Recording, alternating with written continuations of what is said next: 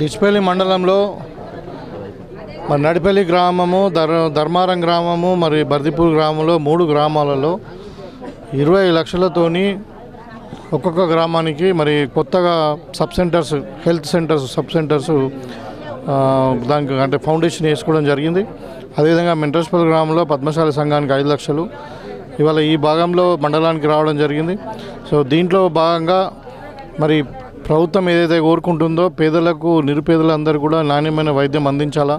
స్పెషల్గా మనకు ఏదైతే ప్రైమరీ హెల్త్ కేర్ ఏదైతే ఉందో ఈ రోగ నివారణ ఏదైతే కంటామినేషన్ డిసీజ్ కానీ వైరల్ ఇన్ఫెక్షన్స్, అదేవిధంగా మదర్ అండ్ చైల్డ్ హెల్త్ కేర్లో, తర్వాత ఈ వ్యాక్సినేషన్, తర్వాత ఈ న్యూట్రిషన్ ప్రాబ్లమ్స్ అన్నీ కూడా ప్రైమరీ లెవెల్లో మరి ప్రజలకు నాణ్యమైన వైద్యంని అందించి మరి ఇంకా అంటే మొదటి దశలోనే బీమార్లను అంటే డయాగ్నోజ్ చేసి మరి వాళ్ళను సరైన ట్రీట్మెంట్ అందే విధంగా చేయడానికే ఈ సబ్ సెంటర్స్ ఇనాగ్రేషన్.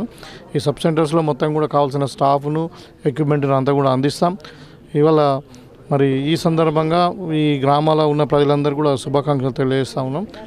ఇవాళ అదేవిధంగా కాకుండా ఇలా ఆరోగ్యశ్రీ 10 లక్షలకు పెంచడము, మరి సీఎం రిలీఫ్ ఫండ్ బిల్స్ ఇవ్వడము, అదేవిధంగా ఎల్ఓసీలు నిమ్స్లో ఇవ్వడం, ఇదంతా కూడా ఏదో రకంగా అంటే పేదలకు నాణ్యమైన వైద్యం అందించాలనే ఉద్దేశంతో చేస్తూ ఉన్నాం. ఈ ప్రభుత్వము వైద్యానికి, విద్యకు, వ్యవసాయానికి మరి సంక్షేమానికి కట్టుబడి ఉంది. తప్పకుండా మరి ప్రజాపాలనలో అందరికీ న్యాయం జరుగుతుందని భావిస్తాను.